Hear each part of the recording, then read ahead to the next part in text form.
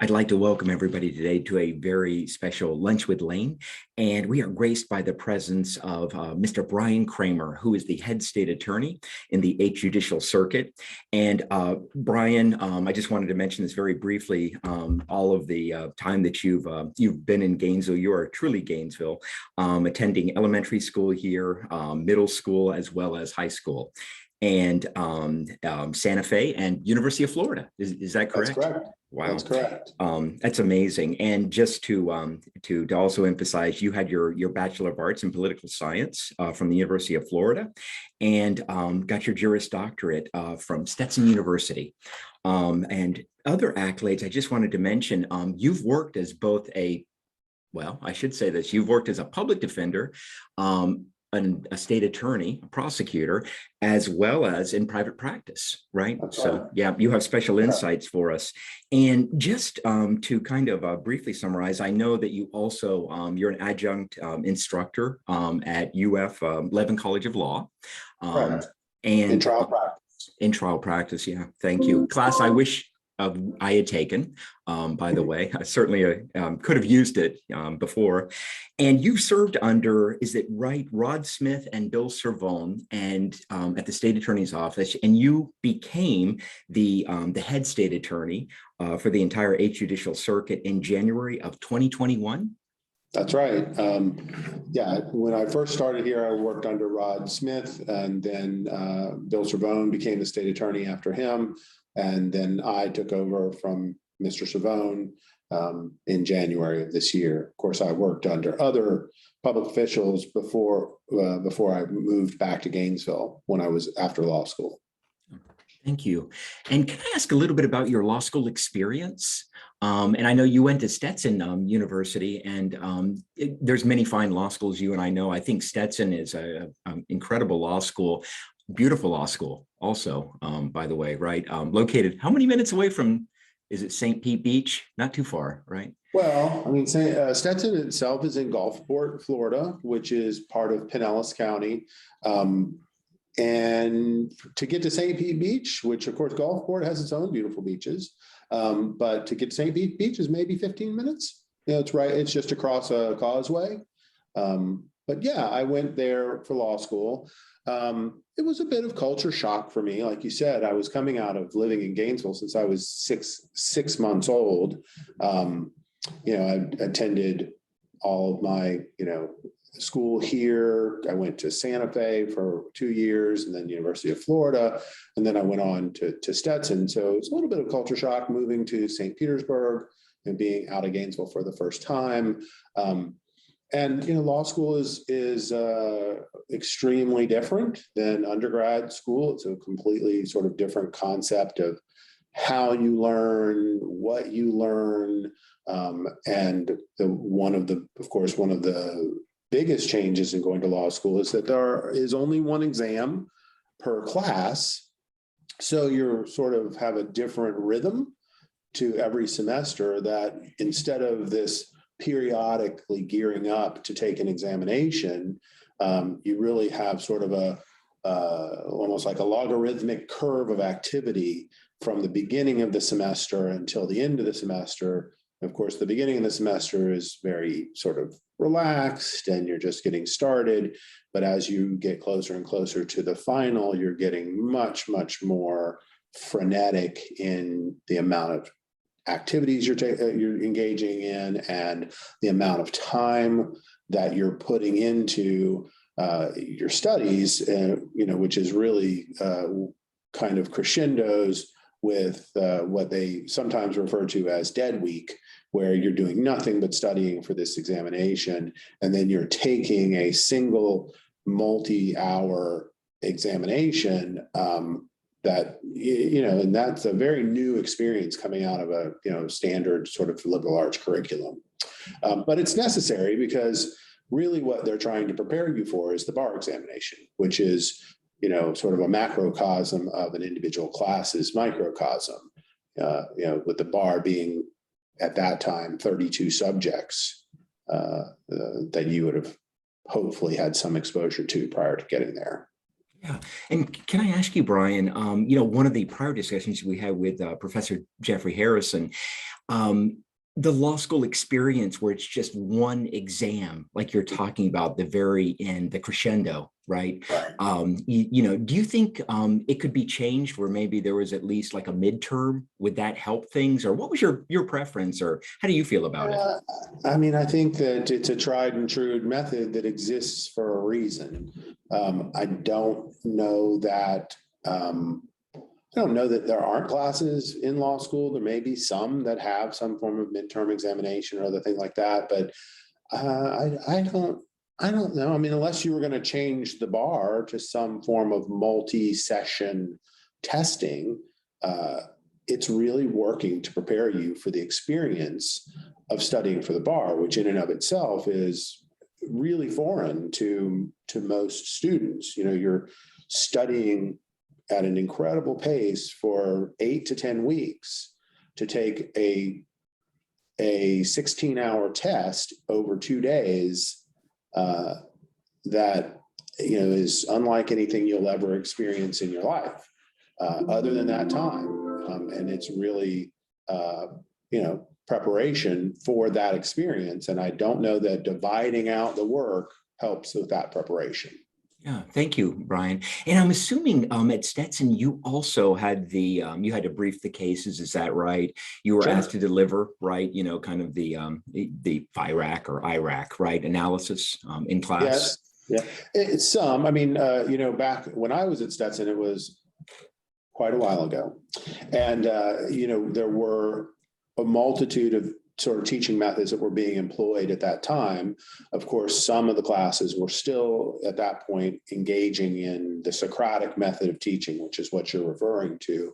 But there were others that were more of a traditional lecture style that didn't sort of engage in that paper chase idea of a Socratic method, everybody on the edge of their seat waiting for the instructor to call on them to be grilled Socratically for an entire class, which we had that. And I certainly remember doing that, but there were other classes that did not do that. And I think now it's probably less so of a, popular teaching methodology. Was there a time when you felt like, you were out of the woods, so to speak, in terms of law school and the bar? Was it when you finished the bar exam? Was it that moment or? No. As with most people, I was 100% certain of two things when I finished the bar exam. Number one was that I had completely failed. And number two, that I would never take it again. So that the moment you are out of the woods is when you receive the information from the Supreme Court of Florida that you have both passed the exam and that they have approved you for admission. Yeah, thank you for sharing that. So that I was planning another career for the I guess in those days it was probably 8 weeks between the time you took the exam to the time that you got the results. I spent most of that time planning for my career as a high school instructor, which is what I had always planned to be. Had law school not worked out for me, I had minored in education, and I was preparing for to apply for a position as a high school instructor because I was quite certain I was never going to be a lawyer. Yeah. No, thank you for sharing that. I honestly think, though, Brian, you, Miss Jones, as well, Renaissance people, you would have been an excellent high school instructor. You would have been an excellent insurance salesman, principal, any of these careers. I really think, probably would have suited you. I've never considered myself to be that boring, but thank you. Because we're kind of going down this path here. What do you recommend? And I know this is a little off script, but this is such a good conversation. What do you recommend in terms of prep at the beginning for our pre-law students who want to be prosecutors? Well, okay. So I kind of think two things are important. One is that you need to make sure that you have a focus and concentration on criminal law and criminal procedure in the classes that you take, which both of those are generally required in law school, but you will have electives. Stetson's not big on electives. Stetson's more big on you passing the bar. So they require, I think at the time I was there, they required you to take 26 of the 32 subjects that were on the bar and were mandatory. So it didn't leave a lot of room for electives. But other law schools are different. The University of Florida certainly is different. But you get to choose where you're going to concentrate. So what I did is I took seminars in criminal law, criminal procedure, anything that the school offers, like the University of Florida offers prosecutorial ethics. That's a class that Heather Jones, my chief assistant, has taught at the University of Florida. And so taking those classes is important. It is more than demonstrated interest when we're looking at someone. It tells us that we are not going to have to teach them that class. The classes that are available are important, and they have important information that a young prosecutor needs to know. The second, if somebody is really interested in being a prosecutor, is that you have to structure your law school career so that you end your career taking a internship clinic, a certified legal intern clinic. The Florida Supreme Court allows third-year law students who have met certain requirements to practice law under the supervision of a supervising attorney. Those are limited to specific classes of attorneys generally that work in government law. So not student legal services, but legal aid is one of them. The public defender is another one. And of course, the state attorney's office is one of them. There are probably a few others that I'm not mentioning that exist where you can use a certified legal internship. It's very important. The highest and best preference for us is that you were an intern, a certified legal intern for a prosecutor's office. That's the gold standard. However, it is better than nothing if you are a certified legal intern in some other area, because we, after your graduation, can certify you with the Supreme Court to practice law post-graduation. So from the time that you pass, the time you are leaving law school to the time that you get your bar results, up to a full year, we can certify you through the Supreme Court to practice law in Florida. So you can start practicing law immediately when you get to our office, which of course makes you just a more desirable candidate for a job. Obviously, there's a bunch of other things that we take into consideration and whether or not we're going to hire someone. But that is an important factor. I think that is fantastic. Thank you. Yeah, I really appreciate you providing that kind of blueprint with some discretion, right, as well, Right. That's exercised, by the state attorney's office. Of course. My next question is, what is it that really made you interested in being a state attorney or prosecutor? And I wanted to tie that in vis-a-vis your legal career. I briefly summarized it, Brian, which I think is probably a disservice to you. Yeah, well, no. Layne, I don't really know what the answer is other than to tell you it always existed in me. So when I went to law school, your summers in law school are very important. They sort of set the tone for where your career is going to go. And my first sort of formative experience was that my dad knew a judge who was a sitting circuit court judge here in Gainesville. And I had told him, my dad, what my interests were. And he set up a lunch between me and this judge. And we met and we actually had lunch at the Sunny's on Archer Road. And he recommended, and his name was Ben Montench. You may recognize that name. His son was the drummer for the Heartbreakers, Tom Petty and the Heartbreakers. Thank you.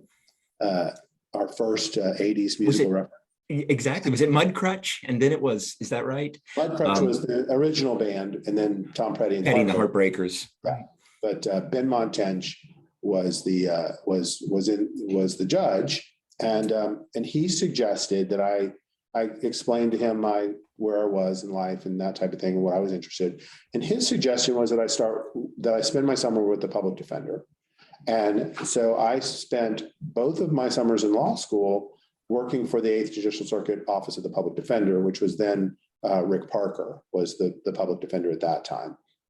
So, it also allowed me to earn credit towards my law school degree because it was a volunteer position. I wasn't being paid. And Stetson allowed you to do that, which also then allowed me in my last semester to focus strictly on internship because I had more than enough credits to graduate. So working with the public defender's office here in the Eighth Judicial Circuit really fortified my, my belief, my desire that this is what I wanted to do. This is where I wanted to be. This is how I wanted to spend my career. I was immediately, all in, drawn to the work, extremely interested. And of course I had great people that I met who became mentors to me, who are still mentors to me to this day. And that was very formative as well. And I think that's a very common experience for a lot of people, is that when you get into these jobs that you're looking for and someone takes you under their wing and says, hey, this is good and meaningful work, that's very impactful to you. Wow. I was going to say, Brian, thank you for sharing. I was going to say you got lucky, being able to meet, the judge, right? And and also to have that discussion. Learning to fly is the hardest thing, I know. Right. And yeah, right. And I frequently think, you were born to be a state attorney. Right. I truly feel that. You've cleaned my clock. I certainly in court. If you don't have somebody like that, you could be free falling your whole career. Thank you. And you never back down. That's right. It's I needed to laugh. We need a little bit of mirth today. Can you tell us what organizations you belong to and you recommend? Well, I belong to, of course, the Florida Bar, the National District Attorneys Association, the Florida Prosecuting Attorneys Association, which not anyone can join. You have to be a prosecutor in Florida to join that one. And I also am a member of the Eighth Judicial Bar Association and Rotary. What else am I on? I have been on other things. Oh, I am a member of the Eighth Judicial Circuit Nominating Commission. I have been on and have been the chair of the Eighth Judicial Circuit Grievance Committee. I know, and you're on the Florida Bar's, I'm not on it now, the Florida Bar's Executive Committee for the Criminal Law section. And that's, you can join the Florida Bar's Criminal Law section as a student. And that is a section of the Florida Bar that's directed towards people who have an interest in criminal law, whether it's as prosecutor or defense. Right. Thank you. Yeah. And I know you're asked to speak. The majority of them. Right. Yeah. Very commonly, right. At different organizations and events. Yeah, I mean, with some, now that I'm the state attorney, I get asked more frequently to appear and speak. But I serve as a role as a public servant, and I'm the chief law enforcement officer for the Eighth Judicial Circuit. So you have more duties and obligations in that respect. Yeah. Yeah, thank you. Yeah, for sharing. And let me ask specifically, because I know our students are very interested frequently in becoming a prosecutor, what kind of state attorney opportunities might be available for both pre-law, and I know you mentioned this a little bit, as well as law students? Well, one thing I would say is that getting into law school is probably should be the focus versus when you're a college student and you want to go to law school, I think it's probably best to do what is within your ability to help you get into law school. So if you need to look at the things that are available to you and sort of do those things that are going to work out for you. I don't particularly claim to have any special knowledge about how to get into law school and how much they care about things like demonstrated interest, of that. But having those experiences can't hurt you in any way to getting into law school. If it is coincidental that you can spend your time working in criminal law, that's certainly better for your career as a prosecutor than it is if you're spending your time working in civil law or government law or something like that. There are places that will certainly accept undergraduate students to do internships. We are one of them. We have a few spaces available every semester for a very few students from the University of Florida that we do accept. They fill up extremely quickly and well in advance.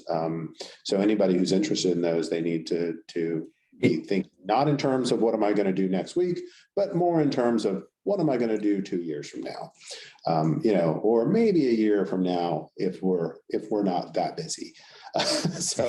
And you have to understand, we are not a large office in the overall spectrum of state attorneys' offices in Florida. We normally account for about 2.3% of the total prosecutorial effort in the state of Florida. We have approximately 45 attorneys, whereas let's say Miami might have 450 prosecutors with a total of over 1,250 employees. We have a total of 125 total employees. But a lot of area, right, to cover, Brian? The 6 counties that we have? Yeah, absolutely. Yeah. So volunteering for whatever, or working, if you can get a job, and we certainly have we have had many employees who are not lawyers who have gone on to law school. In fact, we have a gentleman working for us right now who's on his, I guess you would call it a gap year. And he's working for us. He's working as a legal assistant. He's excellent. He does an incredible job for us. But his plan is to go to law school, and he's spending a year working for us until he's ready for his admission. That's a wonderful thing to do. I mean, that's great. And if that was in somebody's cards, we could definitely recommend that. But I think that any sort of legal related job is going to be better than, or internship is going to be better than, some other job, which probably could earn you more money, but, doesn't really prepare you for what's to come. Thank you. Yeah, thank you for having those blank spaces available for our students. But from what I'm hearing too, these blank spaces, very competitive, right? And they fill up pretty quickly. Yeah. They are. I don't know that we are trying to, I'd have to ask Ms. Jones whether or not we are really judging one against another. I don't think we really are doing that. We're really looking at who has come forward to us, put in the effort to make the appointment, come down and meet with us, work with us to find a time in their college career where they're going to be available. We need the help.